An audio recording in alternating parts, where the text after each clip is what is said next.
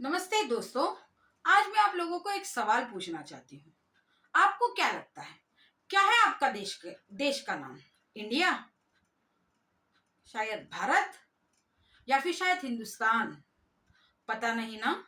तो चलिए, आज हम मेरे साथ देखेंगे हमारे देश का असली नाम क्या है। ओके दोस्तों, मैं हूं Naina from YouTube channel safe family. आज मैंने एक खबर देखी। ओके, न्यूज में एक खबर चल रही थी। वो खबर क्या थी वो मैं आपको एंड ऑफ द वीडियो में बताऊंगी। उसके लिए आपको वीडियो पूरी देखनी होगी। अब वो खबर से रिलेटेड हिस्ट्री क्या कहती है वो हम जानेंगे।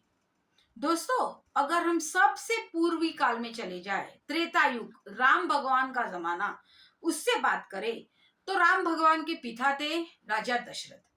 वो राजा दशरथ के 4 पुत्र थे, राम जी, भरत, लक्ष्मण, भरत एंड शत्रुघ्न। जैसे कि हम सब जानते हैं, राम जी और लक्ष्मण जी जब वनवास चले गए, तब लक्ष्मण जी और राम जी के एब्सेंस में भरत जी ने राम जी की पादुका जो थी वो सिंहासन पे रख के पूरे देश का, पूरे राज्य का कारभार संभाला। और उसी के लिए कई लोगों का ये मानना है कि ये भरत राजा के नाम से हमारे देश का नाम भारत पड़ा। ओके, थोड़ा आगे चल के बात करें, द्वापर युग, महाभारत काल। तो उस काल में एक राजा था जिसका नाम था दुष्यंत, रानी थी जिसका नाम था शकुंतला। इसकी कहानी हमने कई बार इतिहास में पढ़ी है। ओके, तो ये दोनों का पुत्र था राजा भरत। कई लोगों का ये मानना है कि वो राजा भरत के नाम से हमारे देश का नाम भारत पड़ा है। थोड़ा आगे चल के ईसा पूर्व 2600 की अगर बात करें, तब हमारे देश में हुए सबसे श्रेष्ठ राष्ट्रनीतिकार, अर्थशास्त्रकार चाणक्य की अगर हम बात सुने, तो चाणक्य जी हमेशा कहते थे हिमालय से लेके समुंदर तक पग पग भूमि जो है ये हमारी भारत भूमि है। कई बार चाणक्य की नीति में हमारे देश को, हमारी भूमि को भारत के नाम से बुलाया गया। उसके आगे जाके अगर हम अलेक्जेंडर की बात की, आप सबको पता है अलेक्जेंडर का व्यू था, उसका इंटेंशन था कि हम पूरे विश्व को जो है वो कैप्चर करें। जब अलेक्जेंडर सिंधु रिवर क्रॉस करके आया, तब कौन सा जमाना चल रहा था दोस्तों? तब चल रहा था सिंधु घाटी सभ्यता, जिसे हिंदी में सिंधु घाटी सभ्यता कहा जाता है। अब जब अलेक्जेंडर यहाँ आया तब उसे सिंधु ये वर्ड प्रोनाउंस करना नहीं आ रहा था। तो वो सिंधु का प्रोनाउंसिएशन, उसका उच्चारण धीरे धीरे करके सिंधु हो गया। सिंधु के बाद उसका उच्चारण धीरे धीरे करके हिंदू हो गया।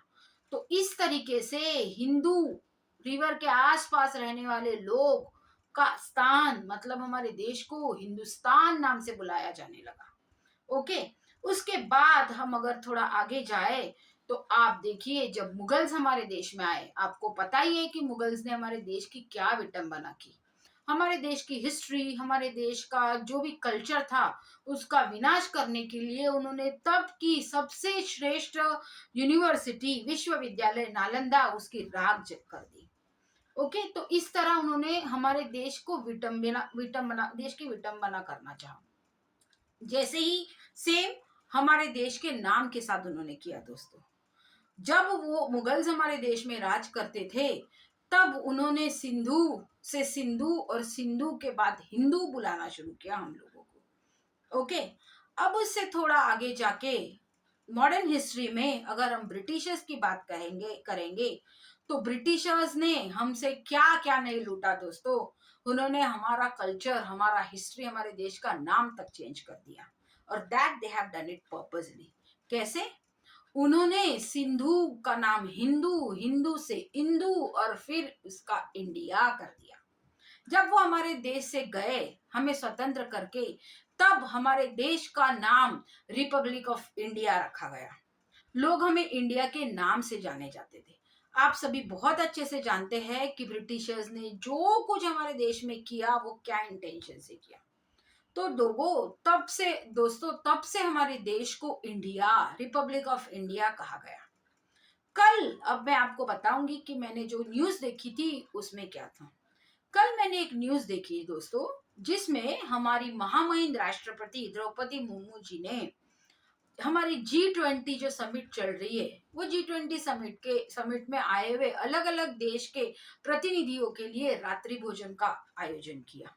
वो रात्रि भोजन की जो इनविटेशन कार्ड बनाया गया, जिस राजपत्र में वो जो इनविटेशन कार्ड बनाया गया दोस्तों, उस राजपत्र पे लिखा था रिपब्लिक ऑफ भारत। हाँ, भारत सुन के बहुत अच्छा लगा। दोस्तों आप फील करिए, जब भी आप भारत कहेंगे, जब आप आपकी मदरलैंड को भारत के नाम से बुलाएंगे, आपको आपके दिल में एक अलग ही जोश जाग उठेगा। तो ये है हमारी एक्चुअल हिस्ट्री, हमारे देश का नाम, ऐसा मुझे लगता है। आपको क्या लगता है कमेंट में ज़रूर बताइएगा। आज तक के लिए बस इतना ही। ऐसे ही लेटेस्ट अपडेट और अनटोल्ड स्टोरीज के साथ फिर जल्दी ही वापस मिलेंगे। तब तक के लिए धन्यवाद।